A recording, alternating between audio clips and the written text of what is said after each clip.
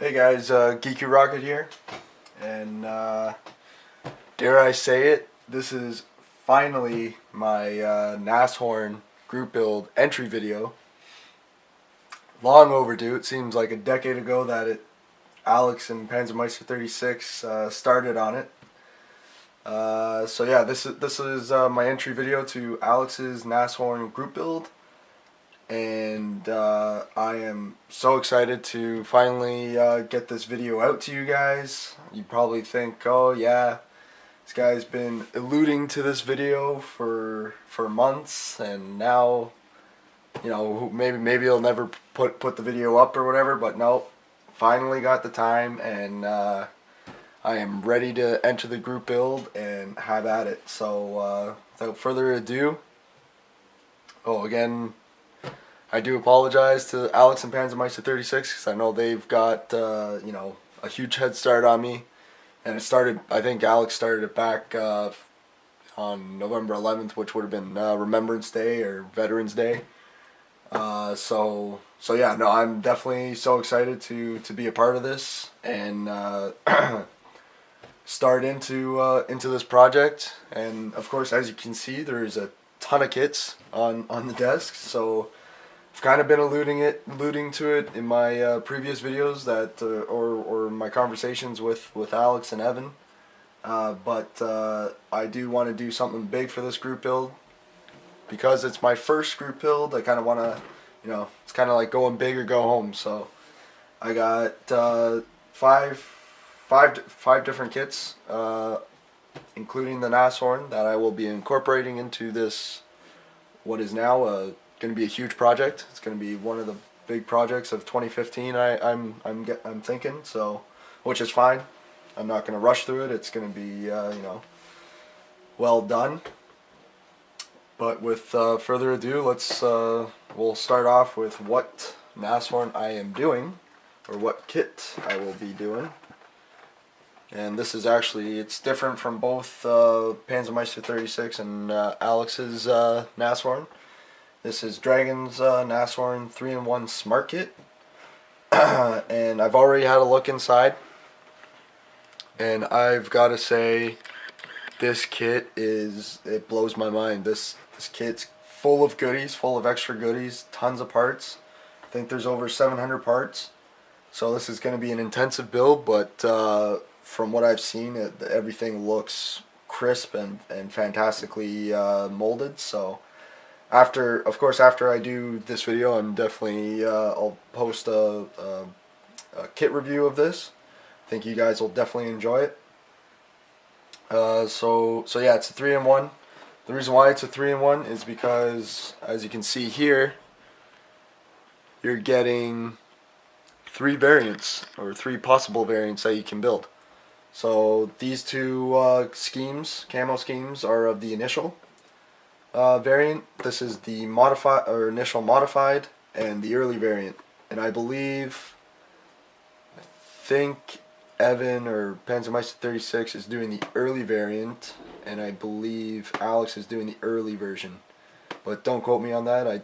It's been a long time since I've watched their startup videos, so forgive me for that. But yeah, it's got 3 different variants that you can build. I think I may do the initial modified just because it's different from what Panzermeister 36 and Alex are doing.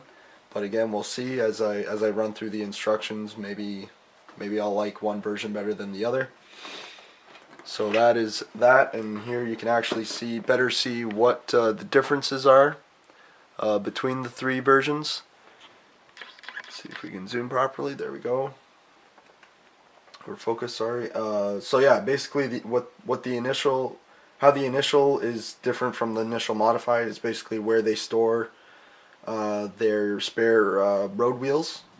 The initial variant does not have spare road wheels, or at least not on the exterior of the vehicle. They may have it stored inside the fighting compartment. I'm not too sure. I haven't looked that closely at it. And there's a difference in the muffler. Both of them have the huge muffler at the back, but one has an elongated exhaust pipe, whereas the other one doesn't. And the early variant again, stores their road wheels at the back instead, and the exhaust pipes actually end at the end of the vehicle, so they don't wrap around right to where you step into the fighting compartment. And here you go with tons of extras. So it's got I think 2 or 3, maybe 4 ammo racks. I'm not too sure. Oh, two. It's got 2 ammo racks filled with ammo. So you got the option of putting ammo, stocking it with ammo, which is great, especially for diorama purposes. This is Mini Art's German self-propelled gun crew. You'll probably start to have a picture in your mind of how I'm going to be setting this up. So I'm basically going to have all these guys switching out ammo or restocking ammo on the diorama base itself. And actually Alex was deciding in between I think a TriStar kit and this kit as to which one he would be using, and he decided to use the TriStar kit. Give him kudos for that, because after watching his inbox reviews, TriStar kit is actually way better than this one. Much more detailed, and it looks great. The amount of extra goodies you get in the TriStar self-propelled gun crew kit is just outstanding. But having said that, this is also a pretty good kit too, and because I get the extra goodies in the actual Nashorn kit itself, I don't think dressing it up will be an issue. So pretty straightforward. I've done mini art figures before. It actually came out really nicely on the Zish 5, I believe, or Zish 3 57mm Canon. But I've already looked inside here, and just as Alex said, there's a ton of flash, and my kit's got a ton of flash too, so a little bit of cleanup required, but nothing that we can't handle. Let's actually go with the diorama next. So this will be the base that I'm going to have it sitting on, or having everything sit on, is Mini Art's diorama with farm wall.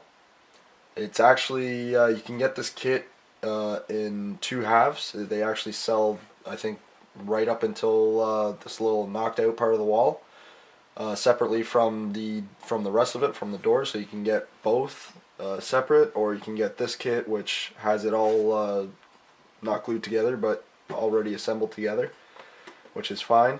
Actually, I think you may have to glue it together because that's pretty long base. So what I'm hoping with this, here you see it all done up from a rendering point of view.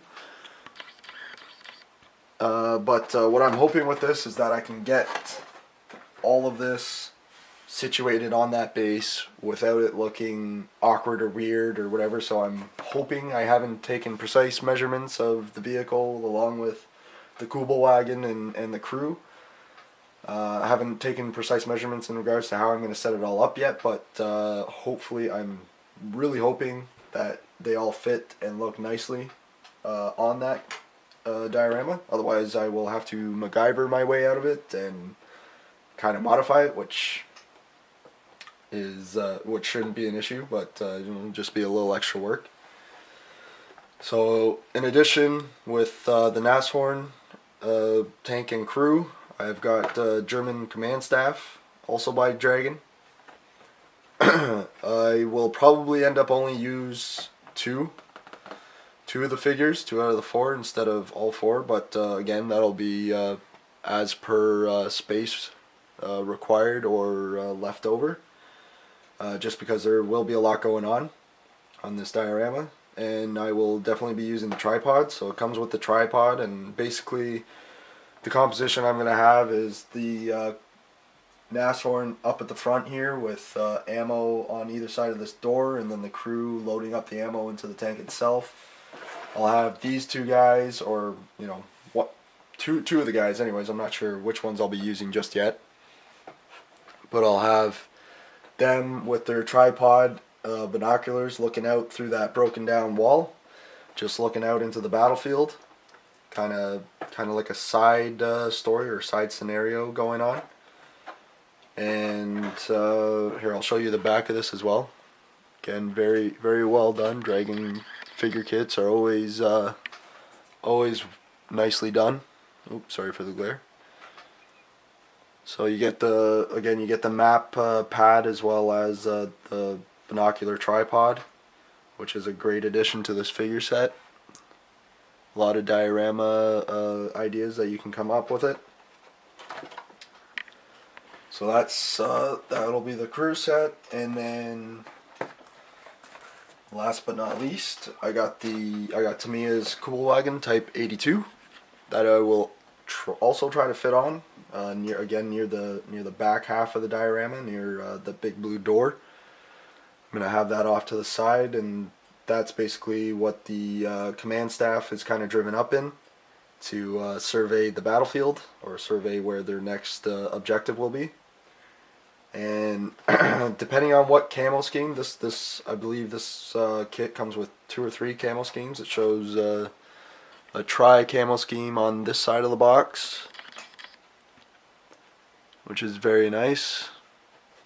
And you have your typical German gray camo scheme on the other side of the box. So I'm thinking I'll probably be doing a camo scheme on the Nashorn, so I'll probably switch it up and give it a contrast of German gray on the Kubelwagen just to break it up.